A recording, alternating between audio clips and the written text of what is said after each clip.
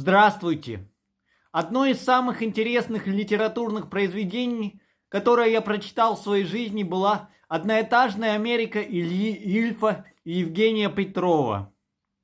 Любопытнее всего, что ее все-таки издали в СССР в 1937 году, несмотря на то, что там описывается много положительных сторон американской жизни. Об этой книге, кстати, положительно отзывался Михаил Зощенко. Запомнилось особенно, как в конце книги авторы отмечают, что в США везде хорошие дороги, даже в самой провинциальной гостинице всегда чистые постели и в столовых не травят. И это во времена Великой депрессии 1930-х годов. Как ни странно, хвалят американские школы за оснащенность. При этом, как и следовало ожидать, критикуют ипотеку и систему здравоохранения, отмечая, что врачи грабят пациентов.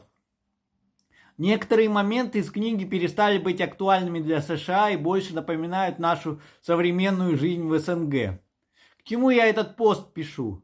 В том числе и к тому, что даже в глубочайшем совке 30-е годы, куда уже глубже, пусть из уст подвергавшихся за основные произведения цензуре авторов, но веривших в социализм, все равно звучало уважение к идеологическим оппонентам, и они замечали хорошее у противоположной стороны.